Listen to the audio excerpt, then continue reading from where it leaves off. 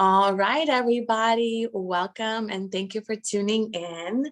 So tonight I'm super excited to be joining on this share with my good friend Gopika from India, and she is a Tantra practitioner alongside many other things. She'll have a moment to introduce herself. And so we have finally manifested coming together and speaking and sharing our journeys and our experiences as Tantrikas from two different sides of the world. And so I will give a moment for my guest to introduce herself, and then I will myself for those who know me, and then we will go and just kind of flow into the divine feminine share and what's going to be needed for our conversation today. So hello and welcome. So good Hi, Alaya. Yeah, namaste. Hello, Alaya, and hi, everyone out there. So happy to be here with you. We've been wanting to do this for months. And with our busy schedules, finally a window has opened for us to share and dive deep into the realm of Tantra and where we cross over and where we can meet on this sacred path. So I'm super excited to share about our perspectives and our work. And yeah, really happy to be here with you and with all of you. Wonderful. Welcome. So I will have you take a moment to introduce yourself and share about your work and what you do. And then I will take a moment to share about me. So, and that feels really good that you want to express. Yeah, fantastic. Well, I've been living in India since 2004. I came here and I discovered a whole new world that existed, which is more out of the time-bound performance kind of action-oriented consciousness of the West. And I felt so much freedom in the sense of to go deeper into meditation and spiritual practice here and in this land. So that's been a really integral part of my growth and living in holy places and doing the sadhanas. And so I started really with, just traditional yoga and bhakti, and went very deep into bhakti and living in Krishna's birthplace and Radha and Krishna's place where divine love is, the center. And for me, that's very tantric because it's the union between Shiva and Shakti. And that is what gave me so much joy and celebration of life, which is what I found here, which is such an integral part of Tantra. Like, experiencing that love in every moment and dancing and singing. And so that's been a very much the foundation. And then it wasn't until years later that I discovered Tantra, and I lived with my guru in Nepal, Yogi Prakash from Shanti Yoga Ashram. And I realized that I was practicing Tantra all along, inside of me as my philosophy of life, but I didn't know really that it had this specific name and a philosophy and practices. So as I got to know all of those things, I became a Tantra yoga teacher, and I've taught Tantra yoga teacher trainings to some groups in Nepal and also here in India. And I have a background in Ayurveda, and which is also really foundational. So I work with lifestyle, with, creating a container through how you live on a daily basis that will allow you to bring up those energies, because we're working with such strong energies like the sexual energy and also higher levels of consciousness. So we need to have our life in order. So that's how I work with people one-on-one, is to bring that alignment. And then now my work has been moving more in the direction of goddess embodiment in the last years and awakening Shakti and really diving deep into the path of the priestess, into our sacred lineage as priestesses. And I'm so happy to be here with you, my fellow priestess. And I really admire the work that you're doing as well. And I've been following you on Instagram for so long, just really loving how you're presenting, the initiation into the tantric arts. And I'd love to hear from you and what is your focus in Tantra. Yes, thank you so much for sharing that. And as I'm listening to your journey, I can see where we cross in our work and where we are different. And so, I'm super excited now to share how Tantra has found me and what has been my foundation of getting into this space. So I, just like yourself, I have also started with the path of yoga. Yoga for me has been a significant part of my own awakening and just really understanding who am I in the body and outside of the body. And so when I went into my yoga teacher training, it was a 4-week long training in Hawaii. And we did a lot of cleansing and purging and breath work and yoga every morning. So when I came home, I was just this open channel of just feminine energy. And I remember by that time, I was already practicing white tantric practices, but I never really knew like what it felt to feel Shakti in my body. And so when I got back from my yoga teacher training, I did a white tantric meditation. And I had this awakening that moved through my body. It was like this snake-like energy, and it expanded. And I started swirling and moving and having these like heartgasms and pulsations through my whole body and my throat. And in my mind, I was like, this is it. Like, this is what I've been waiting for. Like, this is that energetic awakening and purging that people have been talking about, that Kundalini awakening that people speak of. And so when I experienced that, I was like, I have to teach this to people. I have to bring this out. And so my work started with doing workshops and teaching people about tantric rituals and connection. It's the ultimate connection to yourself. You Totally. know, for me, tantra was never about really sex with somebody else, like the Westerners really look at it. To me, tantra is a whole internal journey back into yourself. And as you were speaking of the divine feminine and divine masculine that you feel so much in, and the love energy, I began to feel that in my own heart as I started working with Tantra. And I started realizing that I am my own soulmate. I am my own twin flame. The divine masculine that I want in this world is me. And so I went on a path, and after yoga, I started really understanding how the energy body works, you know, the chakras, the physical body. And basically all my teaching I've been learning from Ayurveda and from yoga and from Chinese medicine, it started all to come together. And so what I'm teaching and what I'm doing is kind of like my own creation of different modalities that I picked out, through which I was able to create my own ritual. And so in my work now, it's mostly hands-on tantric body work. I help men awaken that energy into their heart, just like I found it in my heart and I started reconnecting with my divine masculine.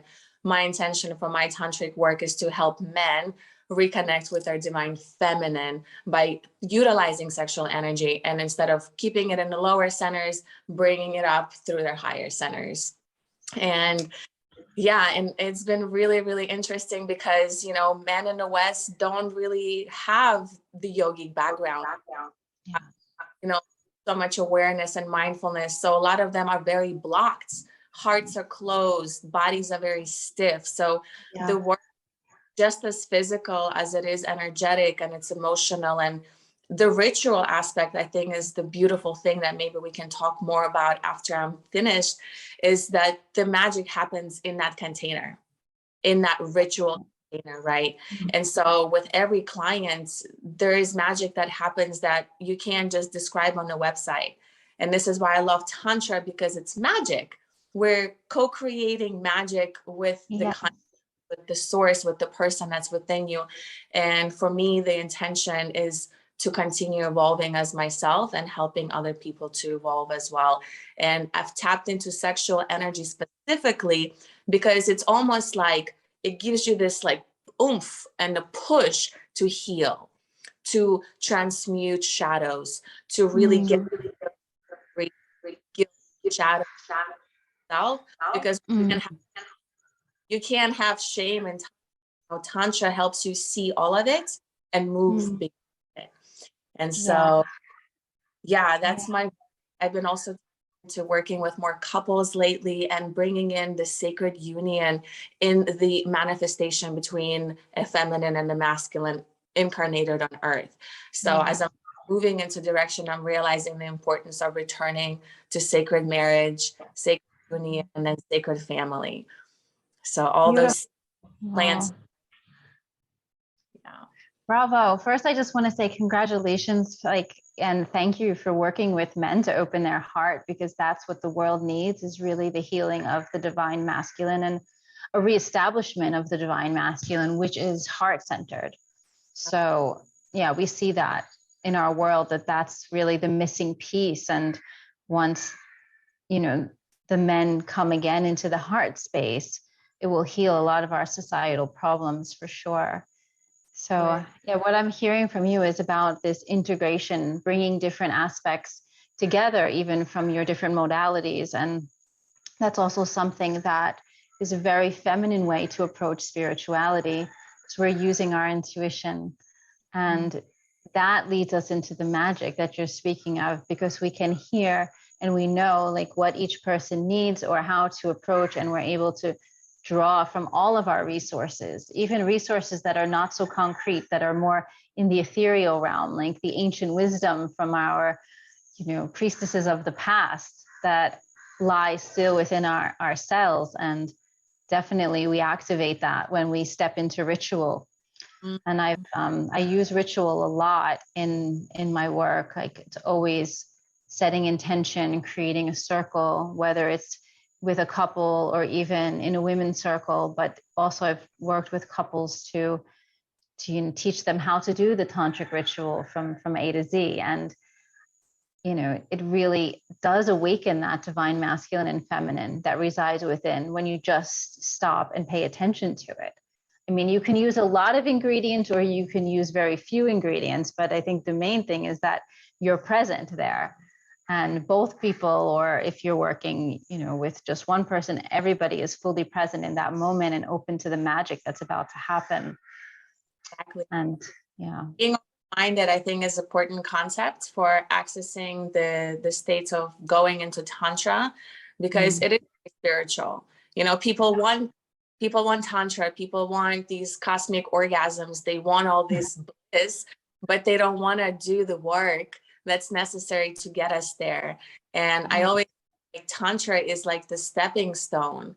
You know, we have to be able to do some homework and some healing, because if we're blocked and we have stagnation and there's just all this funk in our energy field, we won't be able to feel it, right? And so intention and ritual and really doing the foundational work is to go into that. Yeah, I know. I have a lot of people that approach me, and they're, you know, a lot of men actually, and I'm going to start to do some work with men, some workshops, because here in India they're really reaching out. I feel like they're ready, but at this, you know, and they do have the cultural background, but at the same time, I feel like many of them are just searching, like they want connection, they're hungry for it, they want deeper experience. But, you know, what I always start with is, okay, like, what is your life like? What is your daily routine? What is your diet like? And, you know, as you said, all this junk needs to be cleaned out first, out of the mind and the body. You know, so if you're putting garbage in the head with too much television or junk food, or you're sleeping at odd times, how can you awaken Kundalini? So Kundalini is only really safe to awaken when the energy systems are functioning properly. Then you can get that delicious opening. Absolutely. So yoga is really the sister, or, you know, of Tantra. Yoga is such a part of Tantra. And I think that's why it has led us to Tantra when we've been ready, right, to go deeper. So. And I actually, now that you spoke of yoga, I had something that come to mind. One of my teachers started to put this imagery in my head to understand what really Tantra is. And what I've been learning is that aspects of our life practices are Tantra. You know, think of Tantra as like the tree, you know, like the tree that I'm sitting behind, right? The big tree of life, and it's a path. And then you have different branches, and then you have yoga as a branch. You know, you have meditation as a branch, you have sexuality as a branch, wellness. And so I think in reality, it's such a big space, and it's important to say that, like, you don't have to practice just one aspect, because doing emotional work sometimes can be very tantric, very intimate. Like, because what is Tantra? To me, it's intimacy with all of it. Whether I'm drinking a cup of water, whether I'm doing my own journaling work, my feelings out, like everything can have devotion and that intimacy connected in it, right? I love that word intimacy. It's such, an essential part of Tantra, because it means that you're strong enough to sit with yourself and to see yourself, or if you're with another, and allow yourself to be seen. So it requires a stability and a confidence in the self, like that Shiva-ness. So you're able to hold yourself. You're able to be fully present with whatever comes up. And that does require a certain amount of strength, in a way, that you're not, just being busy to avoid something. And that's where, the dedication comes into, okay, I'm on this path and I love myself enough that whatever comes up, I'll be able to handle it. So what I think also is another part of this foundation is very much self-love and self-care. And then you'll be able to, take the journey that may have its bumps, definitely will have its challenges, for sure. But I love this metaphor you use. It's so beautiful, like a tree, like the tree of life. And, everything is connected, into the trunk and down to the roots. And, we have to be like deeply grounded to rise up. And, for me, Tantra is transformational. If there's one word to describe it, it's something that is going to take you where you are and bring you to your highest potential. And, to a blossoming like the tree, so you can blossom out with your fruits and your flowers fully. It really gives us those tools. So I would love to hear from you. How has this changed your life and your perspective and your way of viewing the world? Because I think, Tantra, it's a life view. It's the way to see everything that shifts. Yes. Isn't it? Yeah.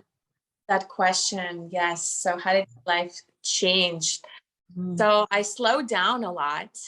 That was huge. And I became more softer in my presence, because what I started to do is really connect to a healthy divine feminine energy. And so for me, part of Tantra is the integration of the feminine and the masculine within ourselves, as well as the integration of our shadows and our inner child. So it's like bringing all those things together so that I can be whole and holy. And so with doing the work and with getting to know myself and getting to know my inner child, the confidence started to increase, because now I was more aware of my pattern.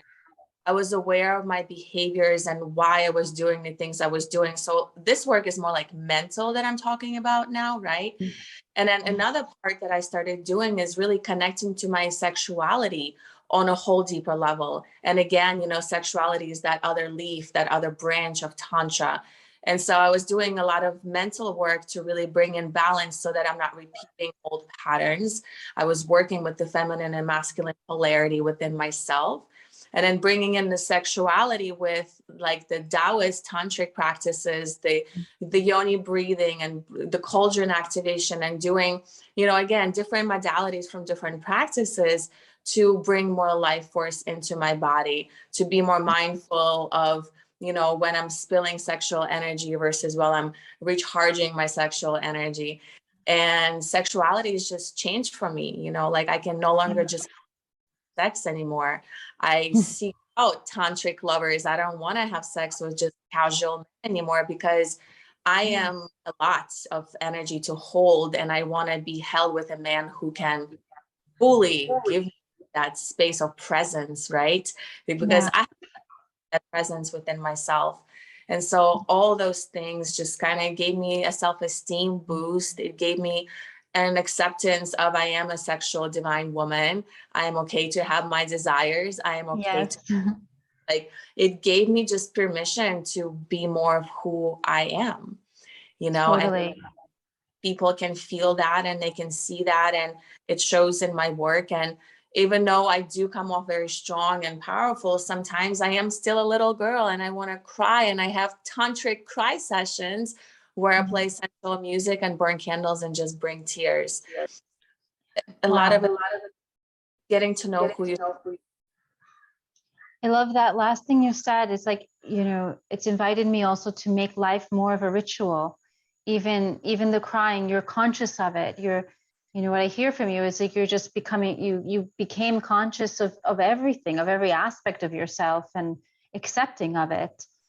And that's happened for me too. I think anyone who comes onto this path of Tantra, it's an awakening. It's such a deep awakening on every level, and a deep acceptance of who we are, especially, you know, for us who are like, personally for me, like being on the spiritual path for many years, I struggled with the culture here in India of that. I kept hearing this rhetoric, which is really more from the Vedic culture, about women, and, you know, how, you know, sexuality must be controlled, or must be, you know, transcended over, or, you know, this kind of, even, you know, that women are seen as Maya. And I never agreed. And that's why I left the traditional kind of place that I was living, the society that I was in. And I mean, I think I left by divine guidance, you know, to seek some place where I could really share all of me,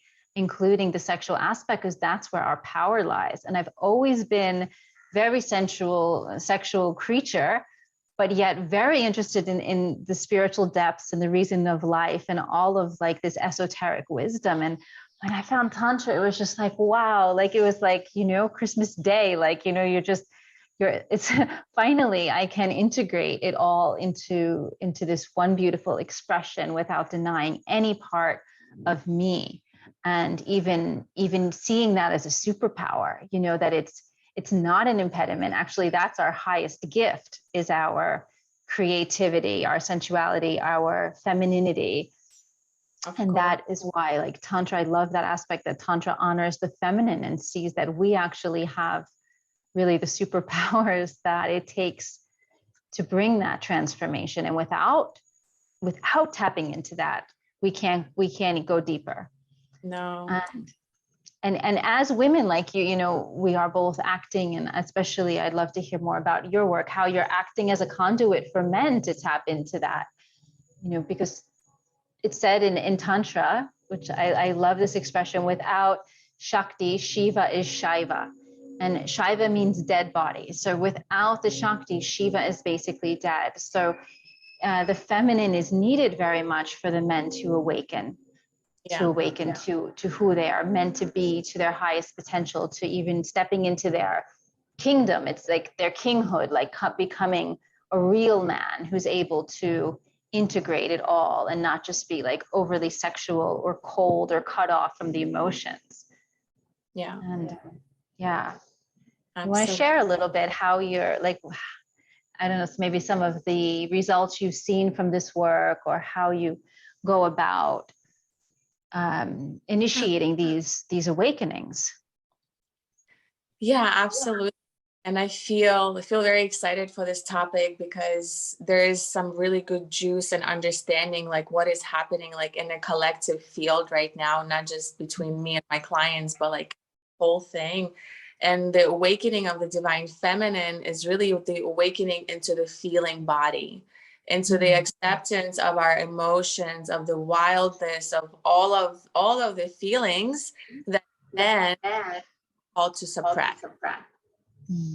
So my understanding is how I can express my feelings and show myself in my emotion is giving men permission to also feel that through me and understand those emotions through me. So part of the work, well, this is not so much part of like what I do in my work, but the understanding long term is helping men tune into the feeling body by being open and receptive as a woman, so that you can feel yourself and express that to the men that are around you, including your truth, your power words, your boundaries, you know, being able to say yes, to say no, you know, part of the, we in a way activate men by showing up in our divine feminine presence.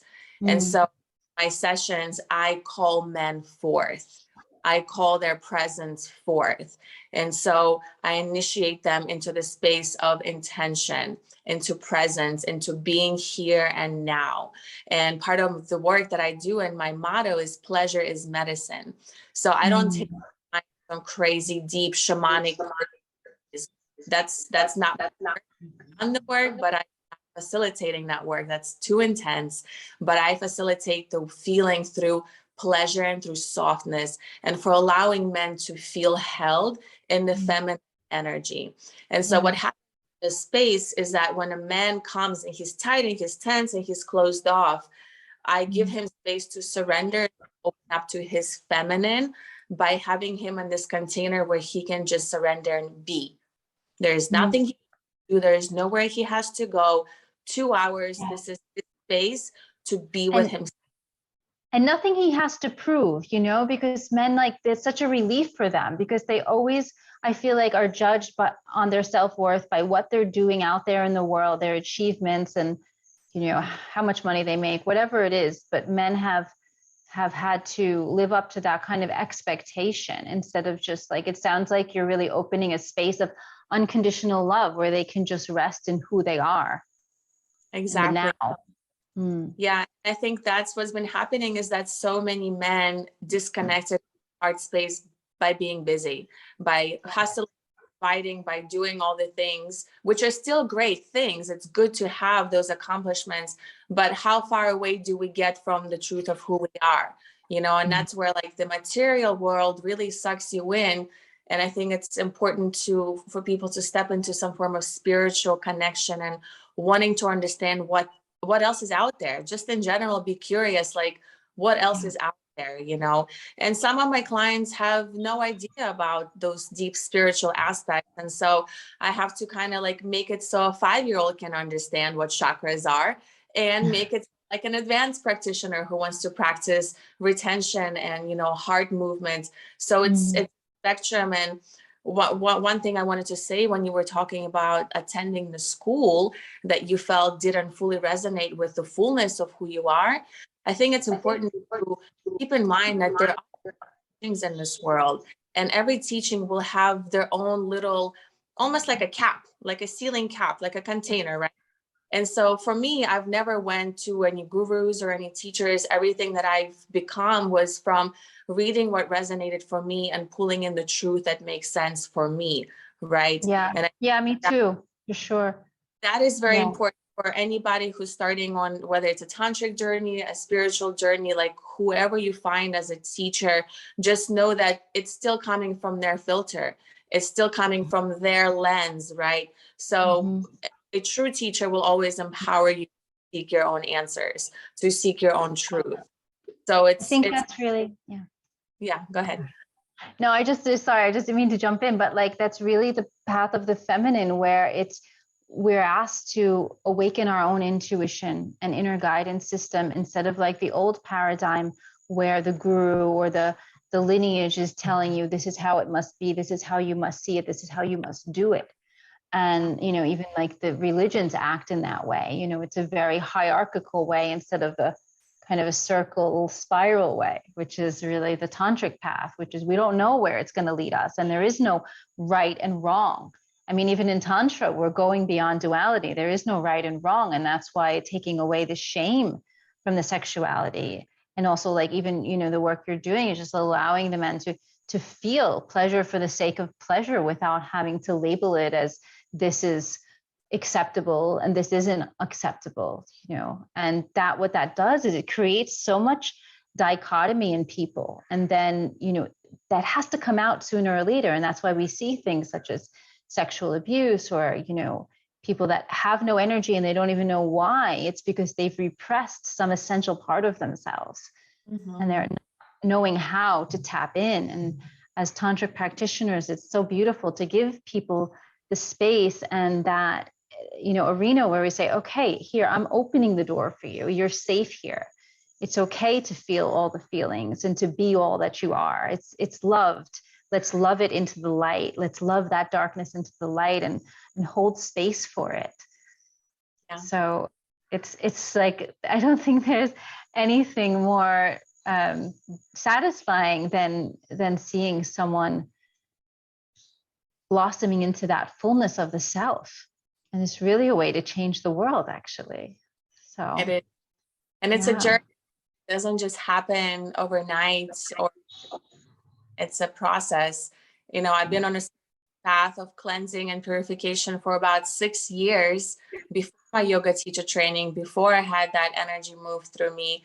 And so for people that are listening, if you're starting out and you're not feeling it or you're not understanding it, just understand that it's patience and it's practice, and it will come when it's time.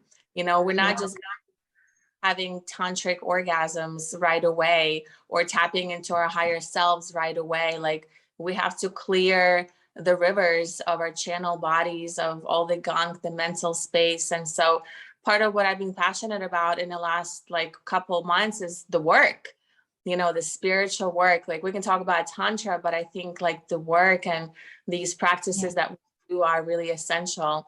So I want to feed into, perhaps we can share this with our listeners, some of the practices. You can share your own personal practice that you do that really supports you, and then I can share mine. Sure. Sounds great. Yeah. Just while you were talking, you know, this doing the work, and how it took years, you know, really, it took years for me as well. I mean, to really experience a Kundalini awakening, to start to feel actually the chakras, that they even exist. In the beginning, you're just kind of imagining them and trying to find them. And then you can really, eventually you see the light in there, you can feel it. And for, you know, it took me like a lot of discipline and dedication in the beginning. So on one hand, I have that discipline aspect of my practice where I wake up really early. So I wake up around 4 a.m. and I do Ayurvedic practices like self-massage, oil pulling, neti, tongue scraping. You know, Ayurveda is that foundation. I eat according to my dosha, all those things. I go to bed at 8 o'clock. So that's like, kind of, people think that's strange, but I've been doing that for a long time. And that essential part of the day in the morning before sunrise is when you can really feel that energy, because there's less disturbances also from others and the day. So I dedicate that to my practice. And for years, since like 2002, I started with yoga and I fell in love. So every day I start with yoga. I mean, first, of course, I take the bath and, you know, cleanse the body. We want to purify. And then I sit down and I do some meditation and chanting. Chanting always has been a part of my practice.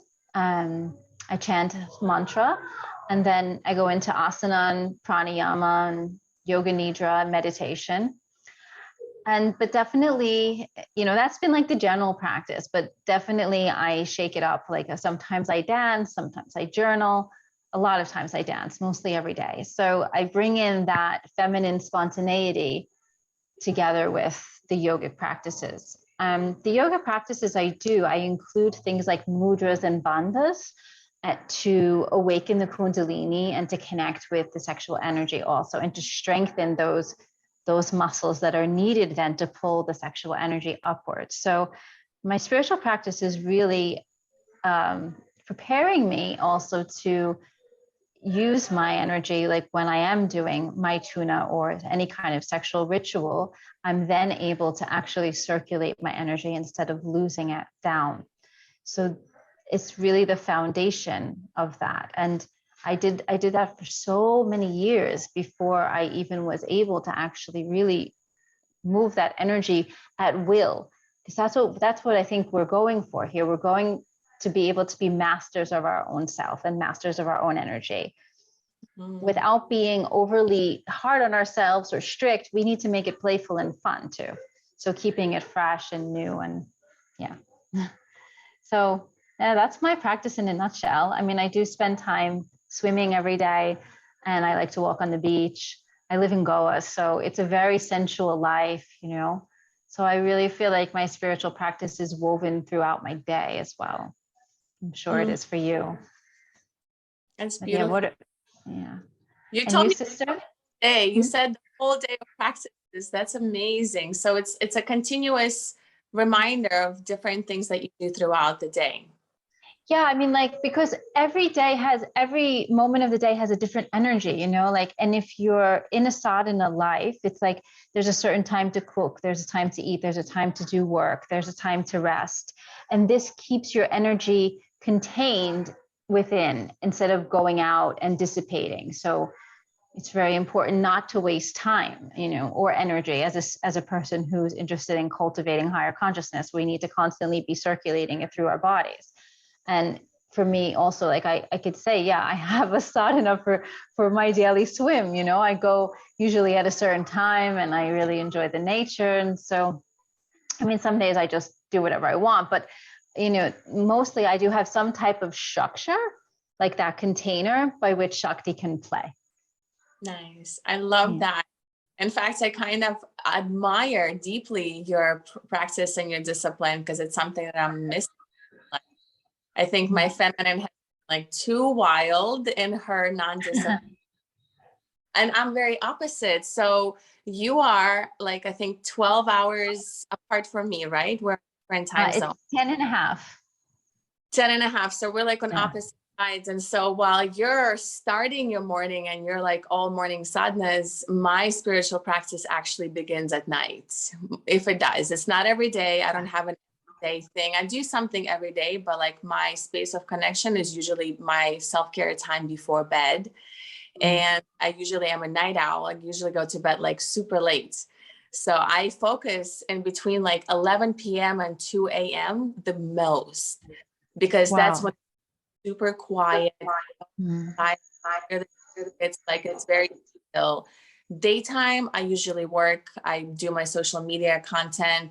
There's messages, emails. So daytime for me, it doesn't work.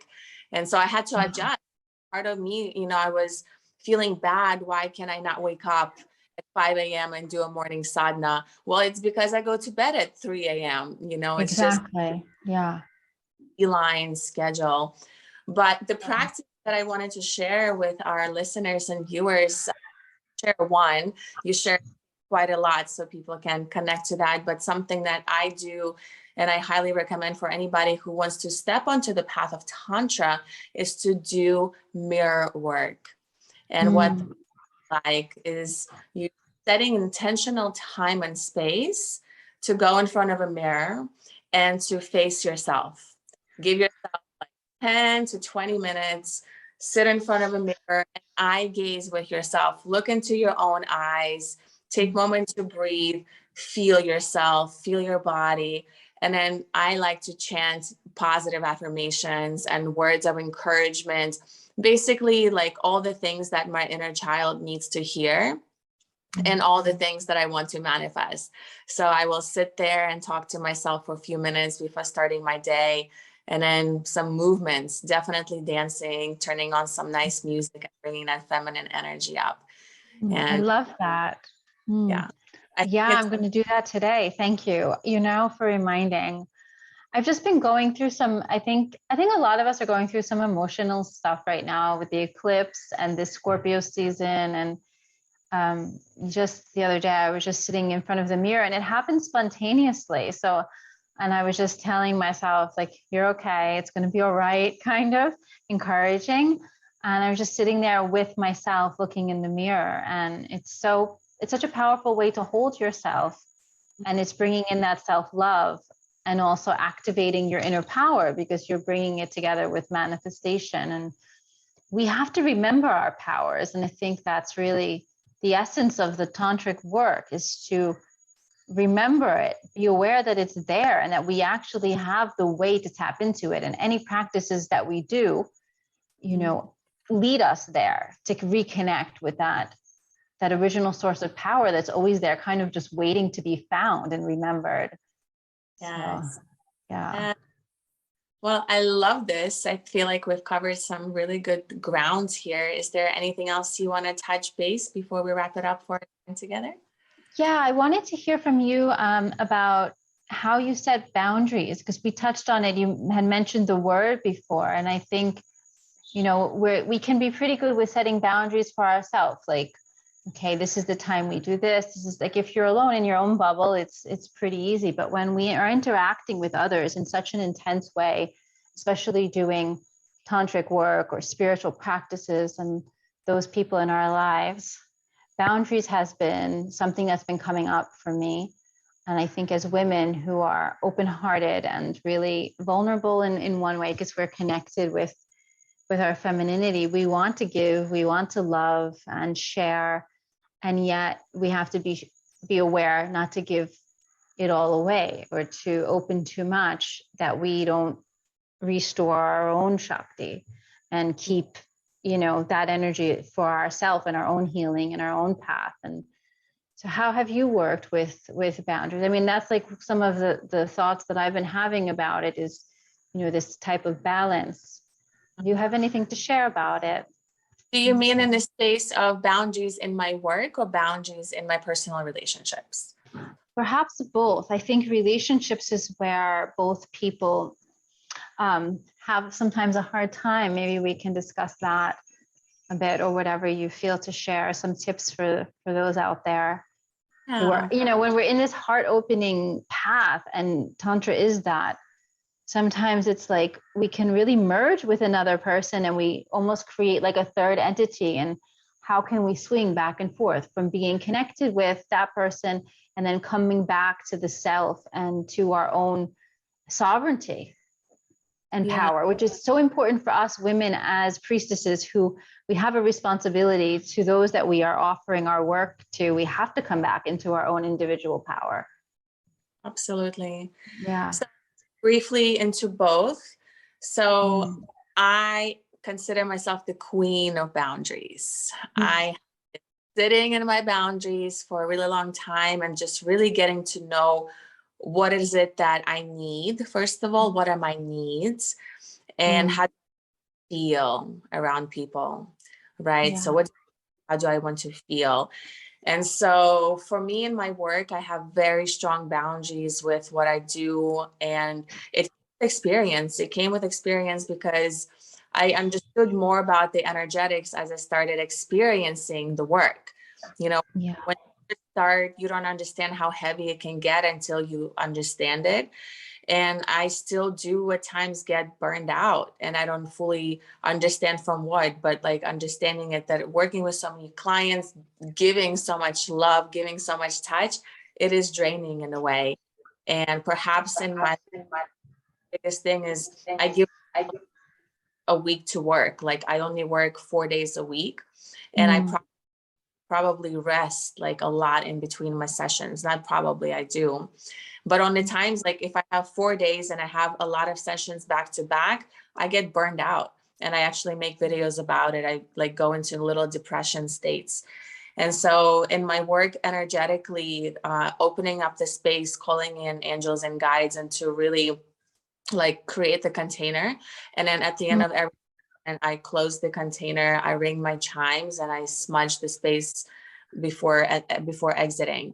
And so those little like intentional, esoteric, like mindfulness things that I do, and energetically, like sometimes just stretch my body, moving any energy that's like not mine.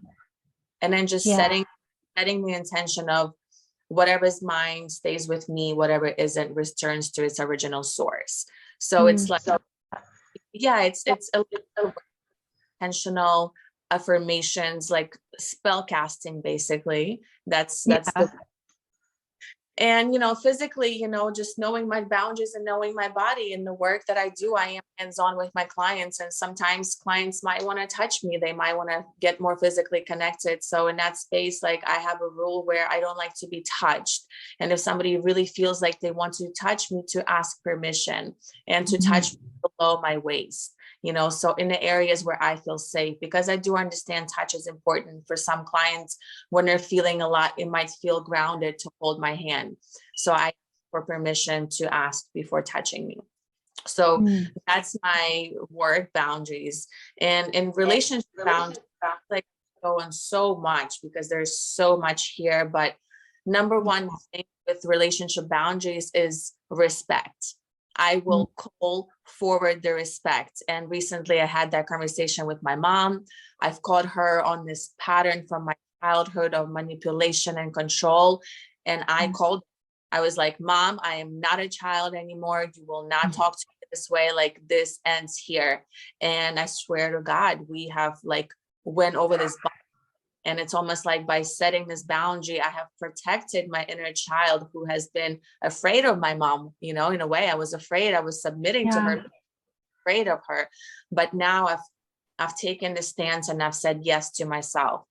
And relationships and love, boundaries, I mean, I think that's a little more of an open space. But just knowing what I want. And what you want to feel. That was something that you said, which is really interesting. Like, I think we have to trust our feeling body so much, because it could seem like everything's fine externally, but if we're feeling uncomfortable or infringed upon, or like me, like this is also a big thing for me, is like I'm very much empathetic, and being a tantrika, we're working with energies. So how does that energy feel in our field? Is it draining or is it nourishing? How much of it can we actually allow in before it becomes too much? Even if it's something really pleasurable that we enjoy, there's a certain point where it's like, okay, like we need to separate now. You need to go home, and I need to have some space and time alone to myself. I think, there are some people who interpret relationship of like, we're just going to be in this divine union all the time. But as individual souls and beings, and especially on the spiritual path, we have to constantly resource our own energy from within and connecting with our own higher power.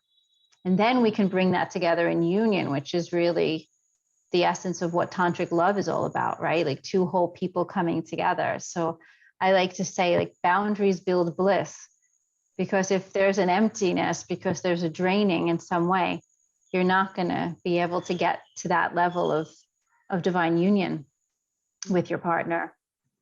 Yeah. Right. So absolutely. Yeah. I love boundaries build bliss. Yeah. Powerful for women nowadays who are stepping into their power, who are claiming their yes, claiming their no. And it's definitely an important part of human evolution. So I'm happy that we've covered that as well. Yeah, me too. Totally. And I think, like, as more and more people are able to voice that without fear, then they're stepping into authenticity.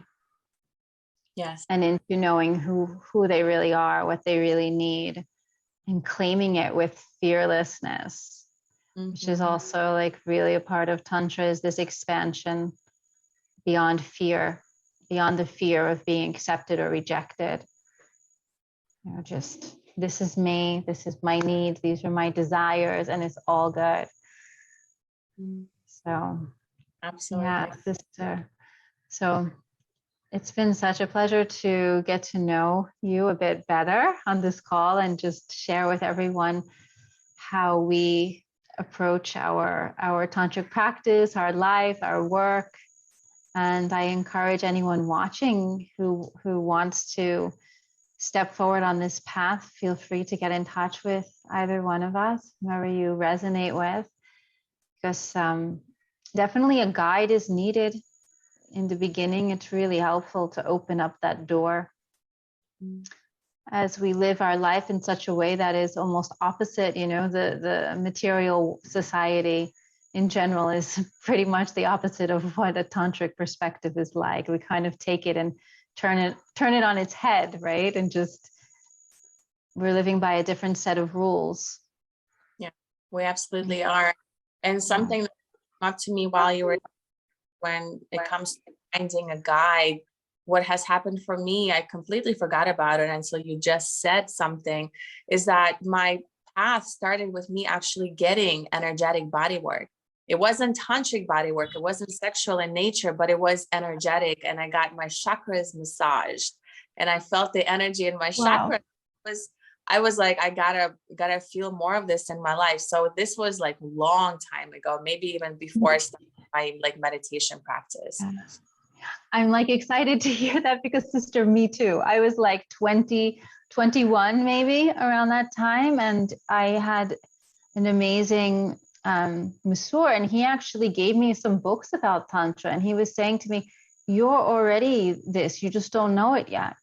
And after the body work, I would feel like I was floating for days. And he was doing chakra work and all of these things, which I didn't even know what they were at the time. And it was like a small glimpse into what was yet to come. I think we definitely get signs, and we need to pay attention to those. Absolutely. Step by step. Yeah. that can be another topic for one of our future discussions, is to discuss our experience with receiving tantric body work and what that's all about. But I'm going to definitely save that for that. Yeah. And even like tantric love and, you know, intimate relationships, which are also have been, I'm sure, catalysts for both of us for growth in so many ways. Absolutely. Yeah. A lot to discuss in the future. Yeah. Thank you, sister. Thank you for sharing and for connecting. Thank you. Can you share where people can find you and where people can find you? Yeah, so we're both on Instagram and we'll put it below this call. So my Instagram is Yogini Shakti Tantra, and so is my website. And I'm focusing more on the feminine perspective and coming from the yogic background. So that's why Yogini Shakti, to awaken Shakti, and Tantra. And I really feel like actually, like, my ultimate desire is to bring back the temples that were there, the tantric temples that were for the goddess and were run and, you know, inhabited by priestess sisters, yoginis, you know. So I would love to reestablish that type of temple on this planet. Let's see if it happens in this lifetime. But I love that you said, because this call that many women are hearing, and some of my friends down here have also been receiving the message, and some have been opening temples in like Boulder, Colorado and California. And so it's slowly coming together because we're getting the little downloads to us. I get the goosebumps. And so you guys can also on Instagram at Sacred Muse Tantra, and my website, sacredmusetantra.com. I am in Florida, USA. And yeah, we're definitely going to come in more amazing stuff. But for today, we feel pretty good, pretty complete. Yes. Jai, yes. Thank you, sister. Such a pleasure. Thank you, everyone. Bye. Jai. Bye.